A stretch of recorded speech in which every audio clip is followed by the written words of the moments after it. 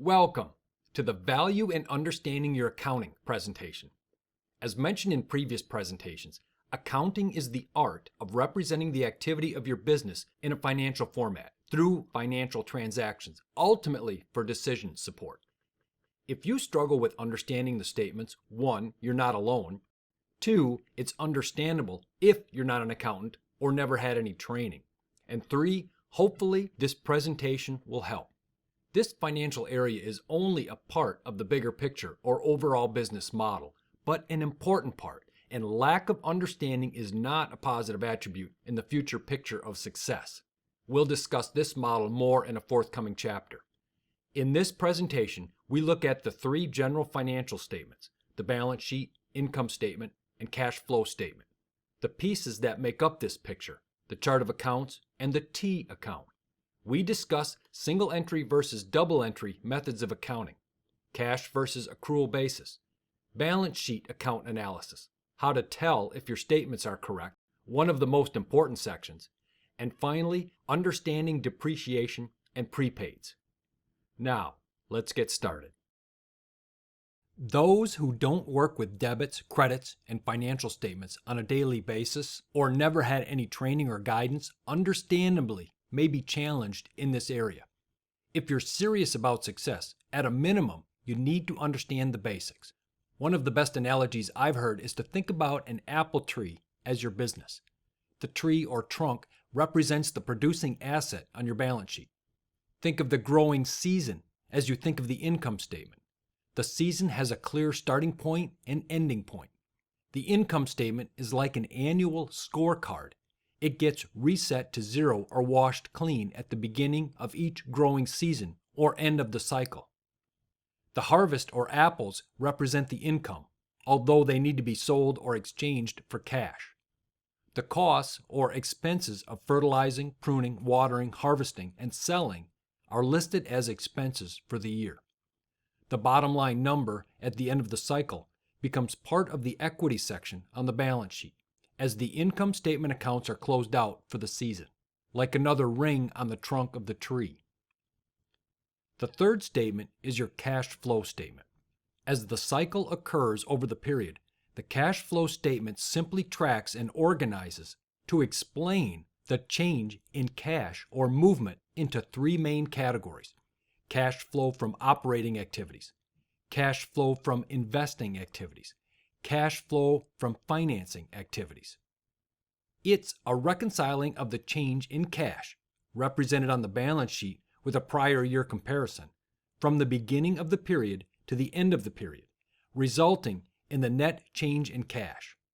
Cash from operating activities is the cash in from selling the apples, and the cash out is from the cost of pruning, fertilizing, harvesting, and selling the apples. Cash from investing activities would be the cash in or out for selling or purchasing more trees or harvesting equipment, generally found in the assets section on the balance sheet. Cash from financing activities would be cash in or out from loans, purchase or sale of stock, or other capital flows from owners, generally found in the liability or equity section on the balance sheet. The balance sheet is a snapshot in time, and sometimes called the net worth statement. The income statement, or P&L, profit and loss, is the scorecard for the cycle or season. These statements consist of different types of accounts, which make up the chart of accounts. The cash flow statement focuses on the change in cash and doesn't have any accounts specific to this statement. It tracks the change in all of the accounts found on the balance sheet and the income statement from the beginning of the period to the end of the period or cycle. Understanding these different accounts is where many get confused. We suggest to simply memorize the basic types or take a mental snapshot of our visuals. For instance, the balance sheet is made up of assets, liabilities, and equity accounts, with a simple formula where assets equal liabilities plus owner's equity. Assets are defined as things the business owns, such as cash or checking accounts, inventory, accounts receivable, equipment, etc. And in our example, the apple tree. These accounts are generally grouped as current assets, fixed assets, or other assets. Liabilities are accounts that record the debt the business owes, such as accounts payable, loans payable, payroll taxes, credit card accounts, etc. These are categorized or grouped as current liabilities, debt due to be paid within a year, and long-term liabilities, debt due to be paid in a time frame greater than a year. Equity account names vary by entity type, and together represent the cost basis net worth. A corporation would have a capital or common stock account, which is the amount the shareholder paid to the corporation for their shares of stock, generally a par value amount. There may be a paid-in capital or surplus account from amounts paid in excess of the par value of the capital or common stock, and a retained earnings account, which represents the corporate income over time that has not yet been distributed to the shareholders.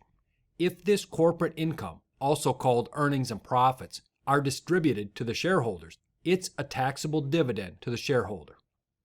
If the corporation is an S corporation, there could be an accumulated adjustment account. S corporation dividends or distributions are generally not taxable because the net income is taxed or passed through to the shareholder each year. There could be a treasury stock account, which represents stock that was bought back from the shareholder. In a partnership, each partner would have their own capital account, reflecting the partner's share of contributions, withdrawals, taxable and non-taxable income and expenses. A sole proprietor may have only one capital account or may choose to create another called a drawing account to track any withdrawals taken by the owner for tracking purposes. This would be similar to a corporate dividend payment account to keep the transactions separate. The income statement reflects revenue or sales accounts, defined as income one receives from normal business activities from the sale of goods and services to customers. Cost of goods sold are defined as the direct costs attributable to the production or sale of goods or services. The revenue less the cost of goods sold net to a gross profit figure or amount. From there, the expense accounts are deducted and defined as expenditures or costs that do not acquire, improve, or prolong the life of an asset. Examples are telephone costs, utilities, insurance, payroll, office supplies, cleaning, rent, etc. Some categorize these expenses into groups called marketing and sales, or operating, or general administrative expenses. Finally, getting down to a net income figure, which then transfers to the equity section on the balance sheet at the end of the period as the income statement accounts are closed out or reset to zero for the new period or cycle.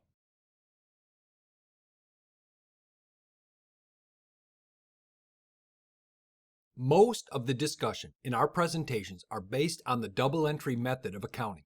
And before we highlight the single entry method in the next section, our discussion here wouldn't be complete without a brief look at the T account, what this whole double entry system is based upon. This is where the term debits equal credits come from. And every transaction has at least two accounts affected, and debits always equal credits. We suggest not to try to make sense of this debit-credit thing, but only to visually see the two sides, that debits are on the left and credits are on the right side of the T account. A memory trick is to think of the DC two-step or maybe Washington DC as a reminder that debits are first, then credits. Looking at the balance sheet as a T account may help. Assets have a debit balance while liabilities and equity accounts have a credit balance. And on the income statement side, the revenue accounts have a credit balance while the expenses have a debit balance, with the bottom line net income representing the net difference of debits and credits, also showing in the equity section, keeping the debits equal to credits. And if you're not thoroughly confused yet, there's another point that needs to be made regarding the cash accounts. Most of us are familiar with banking terminology or a bank statement, where a credit to the bank account increases the balance and a debit to the account decreases the account balance. Unfortunately, double entry accounting is just the opposite. A debit to cash increases the account because cash is an asset and assets have a debit balance, the left side of the T account. and a credit to cash decreases the balance. When a check is written, let's say for utilities, utilities are debited, the expense is increased, and the checking account is credited, reducing the balance in the checking account, reducing the debit balance. When a deposit is made from a sale, cash is debited and sales are credited, increasing the debit balance in the cash account and increasing the credit balance in the sales accounts. When a credit card charge is entered, let's say for office supplies, the office supplies account is debited and the credit card liability account is credited, which increases the debit balance or office supplies expense account and increases the credit card liability or credit balance. With processes like those done with QuickBooks, such as creating an invoice, receiving a payment and making the deposit, paying a bill or a credit card, etc., you don't need to understand the debits and credits, but that in every process behind the scenes, the system is debiting and crediting those affected accounts.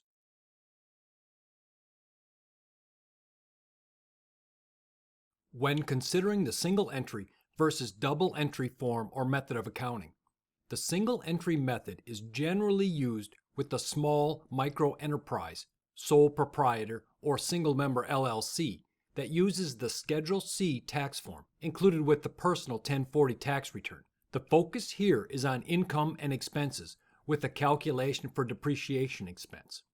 The source documents are added up and categorized, generally using a green bar column paper or electronic spreadsheet, summarized for the tax return.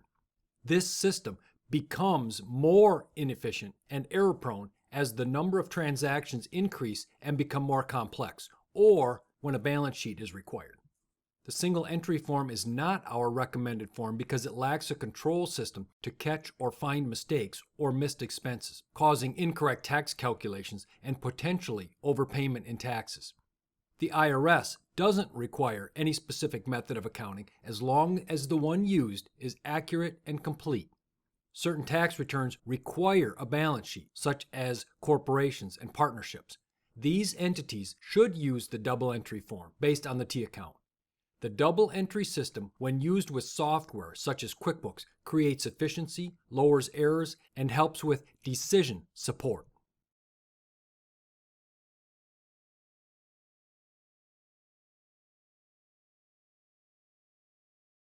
When we compare cash versus accrual, cash is the simplest and used most by small businesses.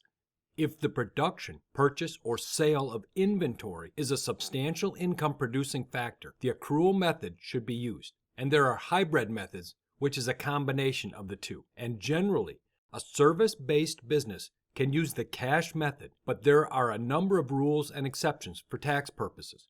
This area can get complicated and should be resolved or worked out with your tax advisor. For this section, we have included portions of our cash versus accrual clip with QuickBooks. If you do just a little research regarding the cash versus accrual form of accounting, it may become clear that one isn't better than the other. There are pros and cons to both, and there are rules to which method you can use for tax purposes, depending on your situation. With QuickBooks, it doesn't matter. With a click of the mouse, you can see your situation both ways. Cash basis is recognizing income and expense based on when you actually receive or pay the cash. Accrual basis is a matching of income with expenses in the same period, not tied to when you actually receive or pay the cash. In essence, the difference is simply timing. For this presentation, we have pulled up two balance sheets and two income statements, with one set as accrual basis and the other cash basis. In this example, we have a new company with no activity except for the initial equity deposit of $10,000 in the checking account. And since QuickBooks operates as a double entry accounting system, every transaction has at least two accounts affected. In this case, the checking increased and the equity increased. So let's add a couple transactions and compare. Starting with an invoice for services rendered on December 1st for $1,000. Noting that we have set the preferences to refresh the reports automatically. Notice only the accrual statements are affected. Accounts receivable has increased, and the income has increased. Again, the double entry system affects at least 2 accounts. We have created the invoice but not yet received the payment, therefore no effect or change to cash. Now, let's create a bill for December's rent for the company's office of $400 due on December 1st. Noting that we didn't pay the rent, but only listed it as a bill in accounts payable. Again, the accrual statements are affected with no change or effect on cash. On your first tax return, you'll have to establish your accounting basis for tax purposes. In this situation, if you are accrual-based, you'll have to pay a tax on the $600 of net income that you have not yet received, because in this example, the city pays 30 days later and the payment was received in January, the next calendar year, noting that the check or cash for rent was also not paid by the end of the year.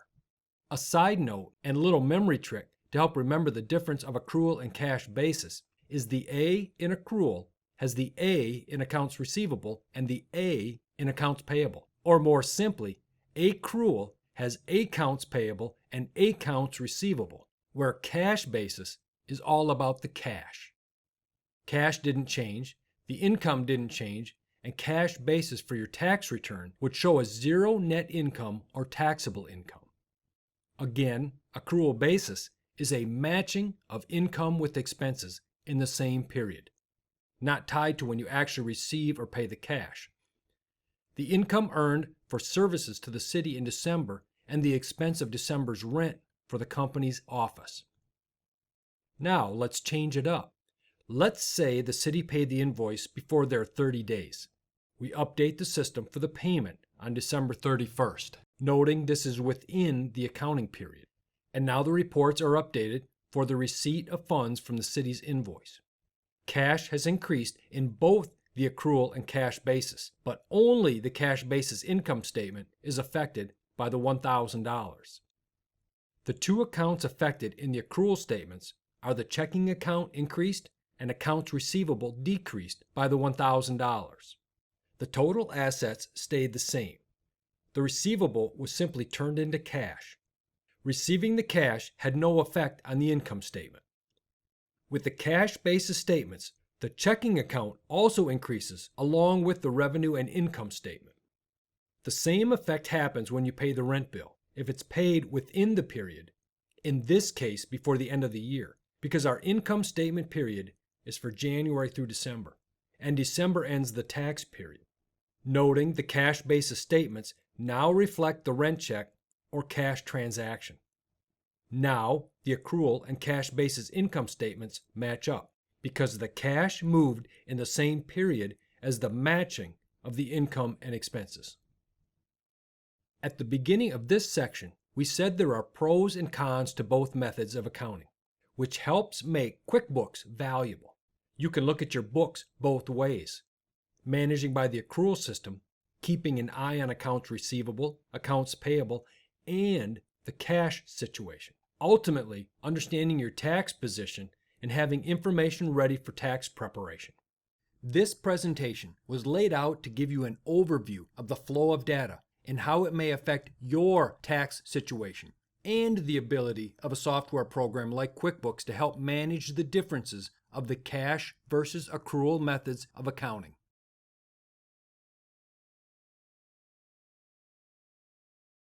On several occasions throughout these videos, we've discussed the value of making sure your accounting information is correct. But how do you really know? A big factor is understanding the difference between the balance sheet and income statement accounts and their effect. Easy to do incorrect postings to an income statement account when it should have been a balance sheet account or vice versa can throw the books off dramatically. If one is unsure of which account to use, we suggest to set up a suspense account. You may want to watch our suspense account video clip in the Running with QuickBooks videos for more information. In this section, we'll illustrate by example. As we look at the balance sheet and income statement with prior year comparisons, we can see the balances are zero because the business was started during the current year. We did this in this example so we knew our beginning balances on the balance sheet were correct, which is important, and it should be noted the beginning balances should always match the end of the previous finalized year. You may want to watch our Closing the Books /Lockdown Mode video clip, one of the Running with QuickBooks videos. In this example, the company received a loan from the bank for $25,000. Because the bookkeeper wasn't sure how to handle the transaction and always posted the daily deposits to sales, that was the account it was posted to. After the deposit cleared, the owner bought a tractor for $18,000. The bookkeeper received the paperwork and entered the cash disbursements check into the system. Again, not sure which account to post to because it was out of the ordinary daily transactions. Scanning through the chart of accounts, the tools expense account was chosen.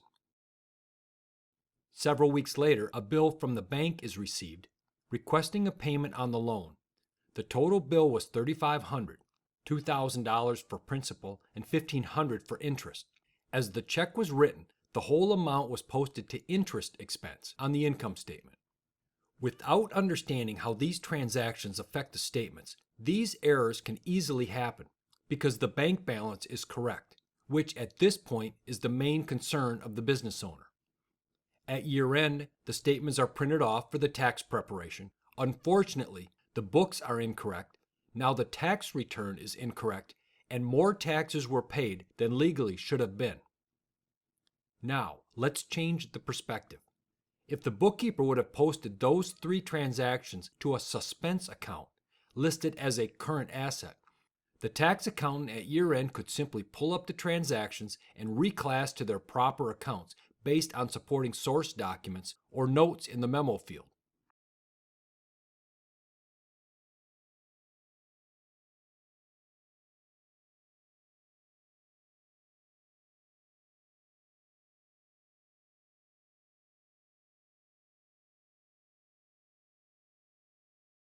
The key here is to verify the ending balances on the balance sheet for the period. This is done through a reconciling process for each account, virtually the same process as doing a bank reconciliation, which is the bringing together 2 sets of accounting and resolving the differences. This can be done with virtually every account. The cash accounts receive the bank statements to be reconciled. The credit card accounts receive their monthly statement to reconcile. The loan accounts can get year-end transactional statements to reconcile the principal balance and the interest expense for the year.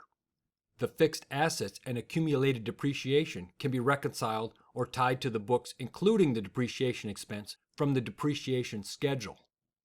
Now, if we know the beginning balances are correct and the ending balances are correct, the only variable left is the year-to-date income, which is the summary of the income statement transactions. If proper controls and procedures are in place for correct processing of income statement transactions, you can have a high level of confidence your books or statements are in good order and clearly representing your business activity in financial form.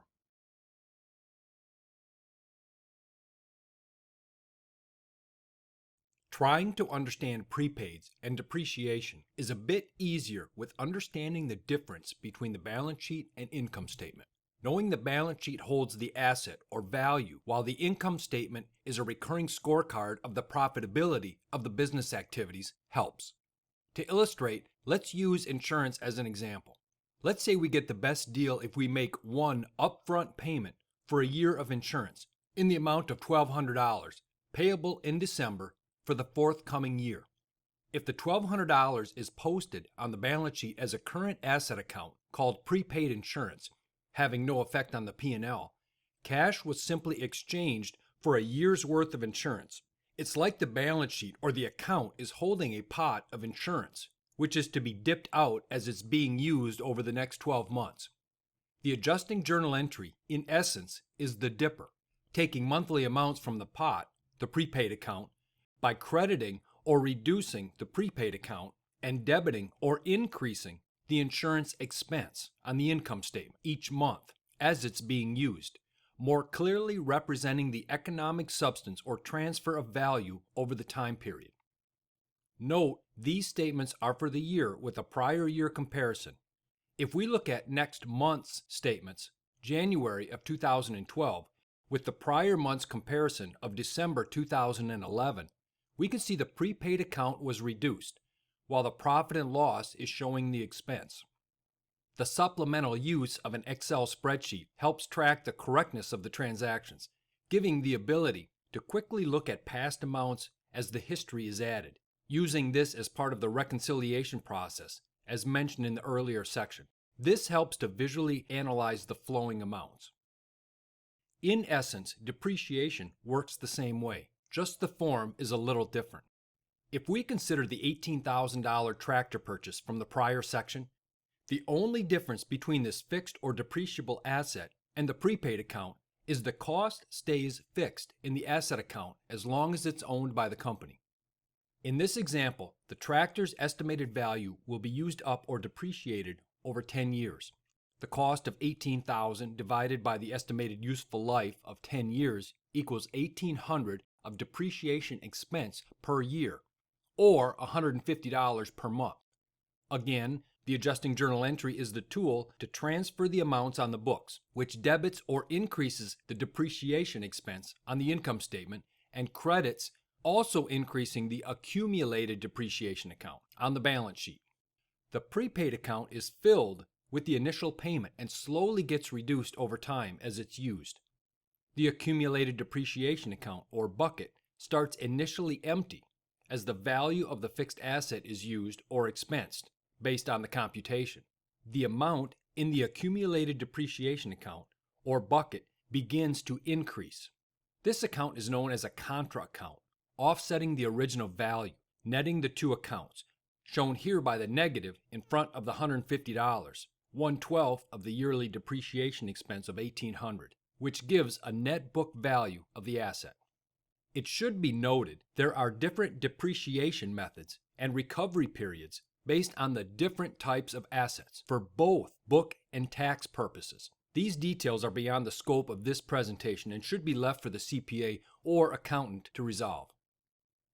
At the end of the 10 years, the balance sheet, as of 12/31/2022, still shows the $18,000 in the fixed asset account and $18,000 in the accumulated depreciation account, the yearly depreciation expense added up over the 10 years, making the book value equal to 0. In the real world, the tractor may still have a residual value or a fair market value, even though the book value is 0. If the tractor was sold at the end of 10 years, let's say for $2,000, the transaction on the books looks something like this. The cash of $2,000 is deposited, increasing the balance in the account, shown on the journal entry as a debit. We know the tractor was sold and should now come off the books, shown here as a credit on the journal entry because it reduces the fixed asset balance sheet account. Any accumulated depreciation associated with this asset up to the time the asset was sold also has to come off the books from the sale, along with the asset. In this case, the tractor was sold 10 years after it was purchased and was fully depreciated from the 10 years of depreciation expense at $1,800 per year. As mentioned in the prior section, debits always equal credits in every transaction, so in this situation, $2,000 is left to balance the transaction and should be posted to an income statement account called gain on sale of asset. To summarize, the cash is increased by the $2,000 received for the tractor, the asset and the correlating accumulated depreciation is taken off the books, and the gain shows on the income statement. It should be noted it's generally more efficient to simply post the transaction to a suspense account with a note when the deposit is made, leaving the details of the accumulated depreciation for the CPA or accountant to resolve. Generally, it takes more time, therefore more costs, to unravel an incorrect journal entry than it is for the accountant to do it correctly the first time.